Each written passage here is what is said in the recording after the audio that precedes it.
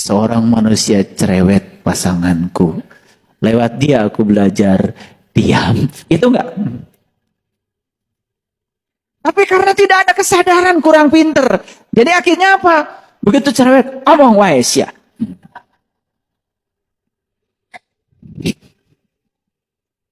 Tapi kalau dilihat itu sebagai mitra, sebagai pasangan, jadi klop. Akhirnya bikin puisi. Kamu dan aku. Seperti mur dan paut. Gitu kan? Puisinya. Kita saling menguatkan. Wih, keren.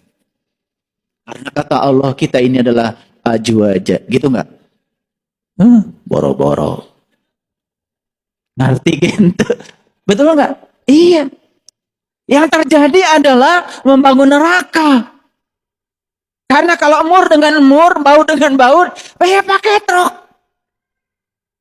Nggak nyambung. Makanya saya mau bikin pelatihan. Ya, BSI mau bikin pelatihan khusus untuk menangani persoalan relationship.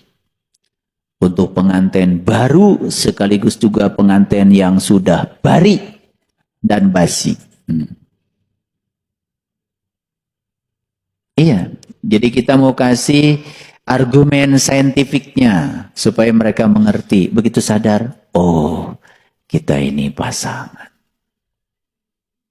Yes, kiri kanan. Men are from Mars, women are from Venus. Aku berasal dari Mars, istriku dari Venus. Dua makhluk yang berbeda. Oke.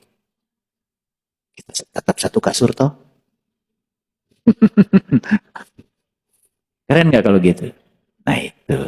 Jadi sebetulnya ilmu kita sudah banyak. Cuman prakteknya kurang banyak. Siapa sih yang tidak tahu kalau sedekah itu membawa berkah? Semua udah tahu.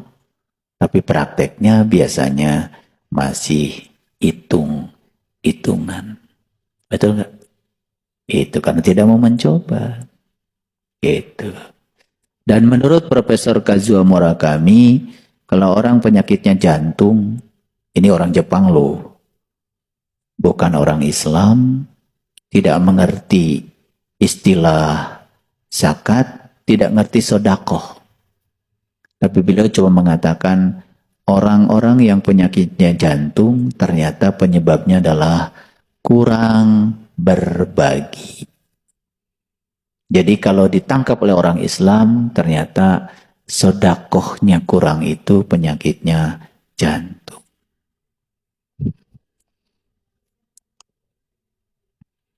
Ini kalian ini setiap Rabu kan datang ke sini. Kemudian saya kasih nasihat. Senang gak dikasih nasihat? Senang ya. Padahal siapa yang menasihatimu secara sembunyi-sembunyi, maka ia benar-benar menasihatimu. Siapa yang menasihatimu di halayak ramai, sebenarnya dia sedang menghinamu. Jadi saya ini sebetulnya sedang menasihati beneran atau sedang menghina kamu? Gini, kalau saya nasihatin Hari di depan halayak, itu saya menghina Hari. Tapi kalau saya panggil Hari, kemudian saya nasihati di kamar atas, kita berdua, itu menasihatinya dengan penuh cinta kasih. Benar-benar menasihati. Pertanyaannya gimana nih sekian banyak orang dinasihati? Ini menasihati beneran. Kan sembunyi-sembunyi.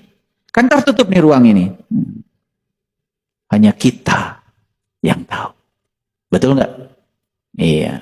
Karena saya kan tidak menasihati satu-satu. Betul nggak? Saya menasihatinya bareng-bareng. Jadi ini menghina atau menasihati kira-kira?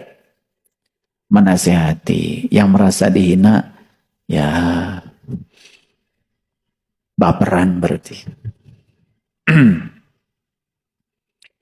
Nah, kenapa kita perlu saling menasehati? Jadi sebetulnya menasehati sekalipun itu anak kita, kalau di depan temannya kan tidak boleh. Karena nanti anak kita merasa terhina.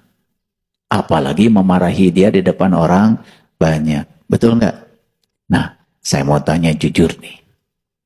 Pernah nggak memarahi orang di depan orang banyak? Angkat tangan. Kok sedikit ya? Ternyata yang jujur di ruangan ini cuma sedikit ya. Atau memang tidak pernah? Ah, itu berarti senang saya.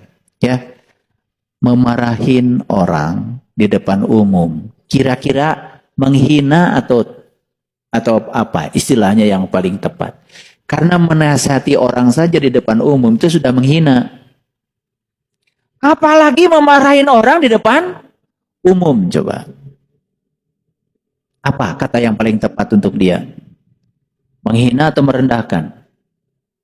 Merendahkan. Makanya kadang-kadang kita sering tidak sadar. Betul nggak? Kita memarahin orang di depan orang. Padahal menasihati saja. Kalau di depan orang itu sudah menghina. Apalagi memarahi. Oleh karena itu, para sahabatku yang dirahmati Allah, keadaan selalu terjaga dengan kesadaran penuh, itu menjadi sangat penting dalam kehidupan. Jadi oleh karena itu, jangan ada kelalaian dalam hidup. Paham? Ya, kira-kira kain kafan kita sekarang sedang dibuat apa tidak? Saya tanya, Bunda Yani kain kafannya di mana sekarang? Sedang ditenun, sedang dibordir lagi. Betul nggak? Jadi aneh sekali kalau manusia dalam hidup di usia seperti kita sekarang ini masih lalai dalam kehidupan. Padahal kain kafan sudah disiapkan buat kita. Setuju nggak? Oke. Oleh karena itu, mari kita selalu terjaga, selalu sadar. Itu sebabnya kita diberikan namanya kolbu. Kolbu itu adalah tempat kita untuk menyaksikan akhirat. Jadi akhirat itu nanti atau sekarang? Sekarang. Di mana kita menyaksikan akhirat? Di kolbu. Makanya ada kata-kata orang tua, bagus. Kalau kamu ingin jumpa dengan Tuhan, ya mati dulu. Kalau kamu ingin ke akhirat, ya mati dulu.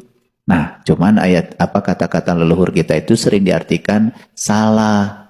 Dianggapnya matinya mati beneran. Padahal kata Nabi, mut anta qabla mut. Kamu harus belajar mati selagi hidup.